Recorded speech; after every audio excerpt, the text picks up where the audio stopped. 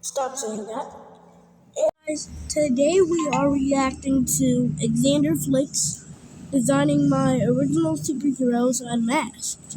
So, let's get into it.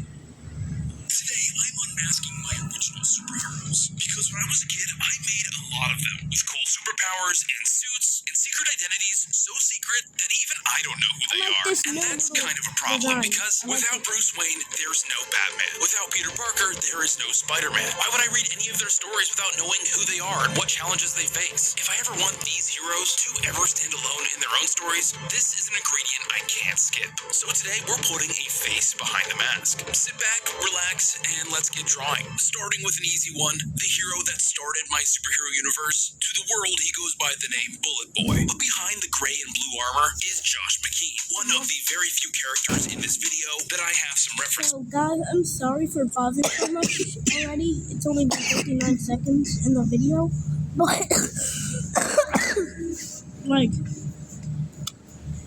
Bullet Boy is one of his superheroes out of 7. You have to watch this. So let's then it won't be so long. Because in the original Bullet Boy comic, he's the first character we meet. And while I've had a general sense of his personality and quirks for years, it wasn't until I went to reboot the comic series that I realized that in order to tell good Bullet Boy stories, I needed to be more specific. Who is this character really? And why is it important that he even hides his identity in the first place? From what we know about Josh, he comes from a rich family, but spends most of his time alone with only his robot butler named Hugh to keep him company. His parents are world-famous athletes, and his older sister is busy with a double life of her own, which we'll come back to later. My goal when redesigning Josh was to have him feel reminiscent of designs I made for him when I was younger, while updating his clothes to hint at the semi-futuristic world the reboot takes place in. I want to show that he dresses way more like a kid his age. He's pretty agile, but spends a lot of his time relaxing around the house. So I thought a cool blue shirt to show his favorite color, some athletic shorts, and some Under Armour might do a pretty good job of showing that. One of the smallest details that makes the biggest difference for me when I'm drawing Josh versus Bullet Boy is his hair. Because when he's suited up as Bullet Boy, he's running really fast, so the tips of his hair always point back to reflect that. But when he's not in costume, his hair is more relaxed. It's a small detail, but one that creates a small degree of separation between these two identities. Something I never really thought about in the original comic. Okay, but why does Josh actually need to hide his secret identity? Right off the bat, I think that Josh is smart enough to know that in order to operate as a superhero the way he wants, his family needs to not know about it. And while up until this point, Josh has spent a majority of his life without superpowers, he's lived life watching superheroes from the sidelines long enough to know that it's just what you do. Get superpowers, save the world, and wear a cool costume while doing it. But this also means he hasn't really internalized the reasons that hiding that identity is so important. That his identity in the wrong hands could really put him and his loved ones in some real danger. His design has come so far from when I first made him as a kid. I can't wait to see how he grows as a character as the comics continue. But he's just the first of many heroes in this universe. It's finally time to talk about the Hero Assembly, a government-sanctioned organization uniting the city's best and brightest heroes to fight off the rising forces of evil. When I was a kid, these heroes were really just meant to help flesh out. So, guys, I'm sorry for keeping the pause, but I just like reading comics. I've been wanting the Bullet Boy comic for I don't know how long, and yeah.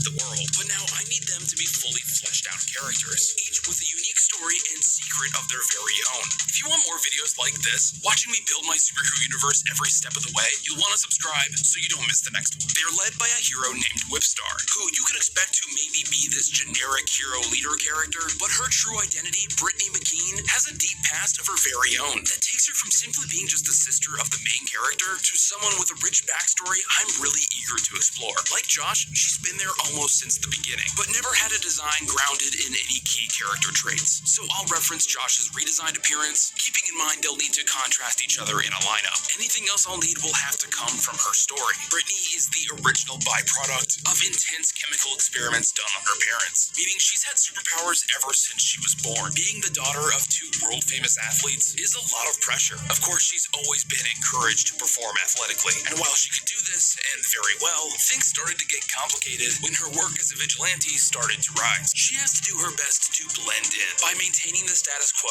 appearing as a normal girl her age, keeping a close group of friends, dressing on trend, all while leaving her enough room to sneak away. But aside from the obvious reasons of hiding her identity, like hiding from villains or adhering to the Assembly's code, what would happen if Whipstar's identity got out? For starters, she presents herself as the seasoned leader of the city's protectors. If people found out she was just a teenager, the mystique surrounding her origins and powers would vanish and very quickly become a serious problem for her. This would not only disrupt her life by making school or finding another job nearly impossible, but it would make her living proof of the experiments performed on her parents years ago, because the performance enhancers given to her parents that gave her her powers had been quietly buried as a scandal. But if anyone connected it to her, the McKean's security and wealth would begin to unravel. Questions would resurface, her parents' careers would collapse, and Josh could be put in danger again. Because when they were kids, in the earliest days of her being a hero, she almost got him killed. From her perspective, keeping her identity secret, as much as it's about protecting her from those who want to hurt her, it's about concealing the fact that she once had to use her powers to save his life, a secret she'd rather keep buried.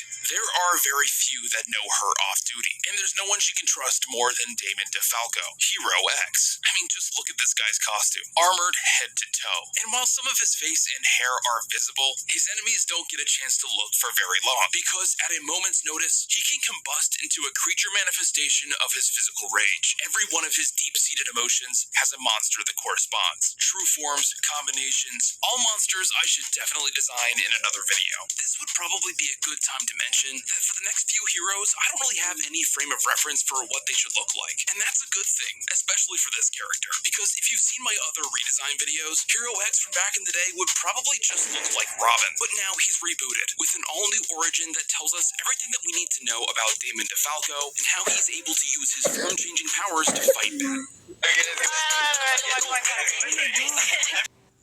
However, he hasn't always had the best luck in doing so. In fact, part of this struggle might even be what gives him his powers. In fact, for the first few years of having them, they were a curse. An ever-present reminder of the night that he gained his powers and lost the person closest to him, his brother. I actually took a stab at storyboarding this small scene, trying to imagine how it all went down, Damon's perspective, losing his brother, and his first transformation. Check it out in the shorts tab after this video. In many ways, he struggles to fit in with society, doing whatever he can to keep his baseline down, at risk of any volatile emotion causing a huge scene. And I think his out-of-uniform design would reflect that. Now, I've talked a lot about this piece of technology, the one that transforms him into these monsters, but I've never really shown what it looks like, because the truth is, I'm still working on it, exactly what it looks like and where it comes from. If he had a comic of his own, I would have to figure it all out. But what I do know for now is that from the very moment he became one with this device, it wrapped itself all around his spinal cord, fused with critical parts of his nervous system, and altered his DNA.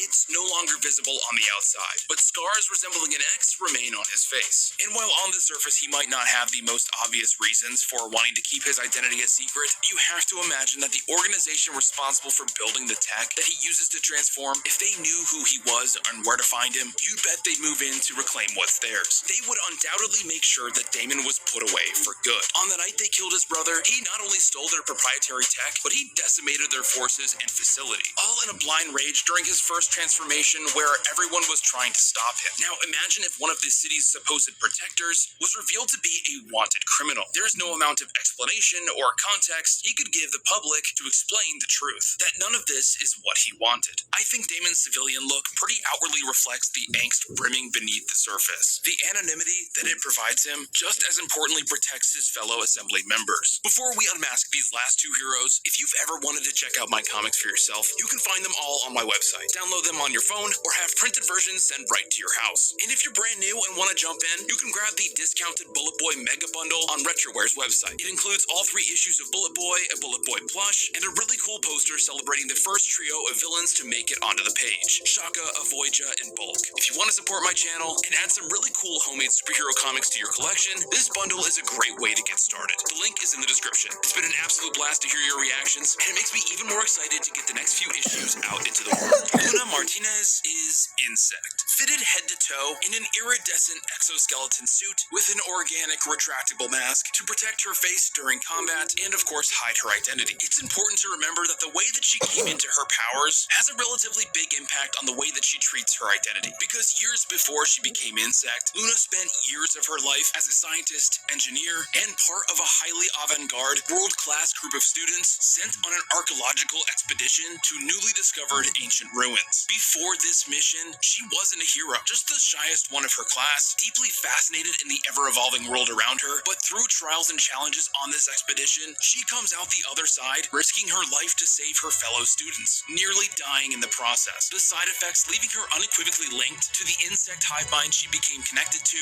in those ruins. The Hero Assembly HQ is her nest, a place she can now use her abilities to support the Hero Assembly, develop new tech, and run endless tests in a way no one else can. But how important is it that she hides her identity? Like many on her team, her life has been irrevocably changed by the power she's gained, but that hasn't stopped her from continuing her endless pursuit of knowledge. And with the neural network of insects she's now connected to, she's now completely in her element, making a connection to her persona as Insect a unique one. She can do all her research from the comfort and resources granted by the Hero Assembly. She's all in on this life, so the risks with her identity being exposed are very low. In heavy contrast to this next hero, Kaylin Walker is the Crimson Cardinal. Up until kind of recently, the Cardinal's backstory was a black box, but in the months following getting an origin down on paper, I've had more and more ideas about who he is and the struggles that he faces outside the Assembly. Kaylin's crimson armor protects him during combat, hides his identity, and strikes fear into the heart of his enemies. His flowing hair obscuring his movement and reflecting his free spirit. And that's all by design. Outside his duties and obligations to the Hero Assembly, Kaylin's mission is to find his father, who he has reason to believe is involved in some pretty dark stuff. So his discretion and disguise removes Kaylin Walker and institutes a figure that can't be traced, ensuring that in the best case scenario, Kaylin finds his father before his father finds him. He's more of who you consider to be a street-level hero, working his way through the seedy underground to take names and get answers. Sometimes that requires going undercover,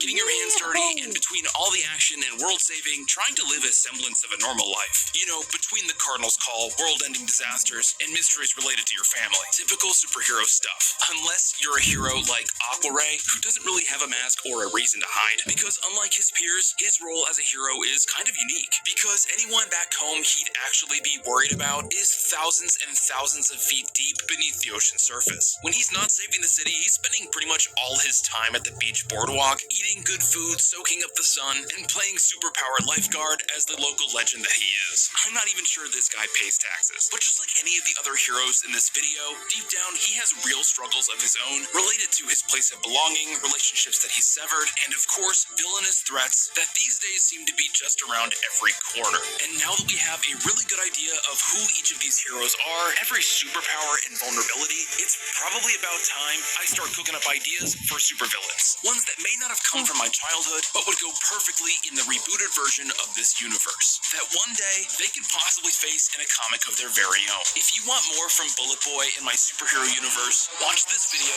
right here. I'll see ya in the next one. Okay. So guys, this is the end of this video. Like and subscribe. Also, very much subscribe to the and we would very much love that. Yeah. Ouch. That's what you get. I'm back. Anyways, subscribe to the Anthill, and guess what? Peace!